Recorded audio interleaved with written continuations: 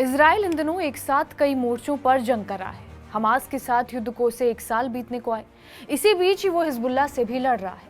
Lebanon से संचालित हो रहा ये आतंकी गुट लगभग 4 दशक से इजराइल की नाक में दम किए हुए था। अब इसके टॉप लीडर हसन नसरल्लाह की हवाई हमले में मौत की पुष्टि हो चुकी। तो क्या इसके मायने ये है कि इजराइल का एक बड़ा दुश्मन खत्म हो चुका है? क्या अब वो लेबनान की तरफ से निश्चिंत हो सकता है? बात की जाए हिजबुल्लाह की, तो हिजबुल्लाह की नींव ईरान ने इजराइल को पछाड़ने के लिए 80 के दशक में रखी थी और ये शिया संगठन है जो लेबनान में बेहद ताकतवर है। इसे दुनिया के सबसे ताकतवर गैर सैन्य ताकत की तरह भी देखा जाता रहा है, जिसका काम इजराइल और उसके सहयोगियों को परेशान करना है। ये शिया विचारधारा को फैलाने के मकसद के साथ सुन्नियों की नाक में भी दम किए रखता है। क्योंकि इसकी फंडिंग ईरान करता है, तो कह सकते हैं कि इसका काम मिडिल ईस्ट में इस देश को सबसे शक्तिशाली बनाए रखना भी रहा है। चरमपंथी गुट का हमास से भी वही संबंध है जो दुश्मन का दुश्मनों का आपस में होता है। वो आपस में दोस्त बन जाते हैं। लेबनान में गृह युद्ध के दौरान बने इस गुट का सीधा साफ मकसद यही था कि वो इस्लाम में खासकर शिया मत को फैलाए और इजराइल को कमजोर करते हुए फिलिस्तीन की आधिकारिक नींव रखे। यही वजह है कि जब जब इजराइल हमास पर हमलावर हुआ, इस संगठन को गुस्सा आया। पिछले साल 7 अक्टूबर को शुरू हुई लड़ाई के बाद से हिजबुल्लाह ने कई बार इजराइल पर हमले किए। ये बात अलग है कि इजराइल डिफेंस फोर्स हमेशा उन पर भारी पड़ी।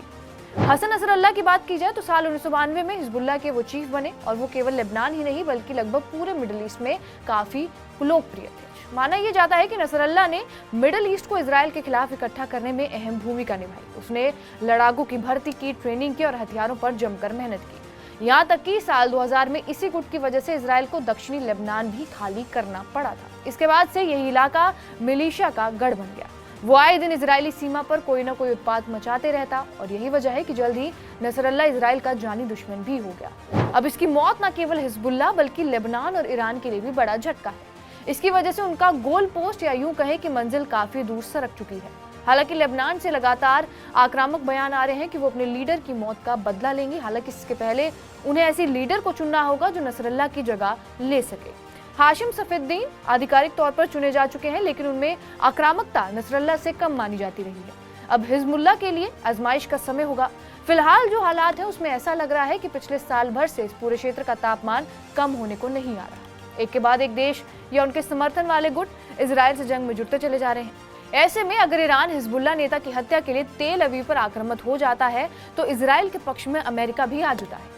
अगर ऐसा हो जाता है तो ये आग अकेले मिडिल ईस्ट को नहीं जलाएगी बल्कि फैलते हुए काफी आगे तक जा सकती है। ईरान और लेबनान के साथ साथ बाकी देश भी ये बात समझते हैं, इसलिए कमांडर की मौत के 3 दिन बाद भी मामला बातचीत तक ही सिमटा हुआ है।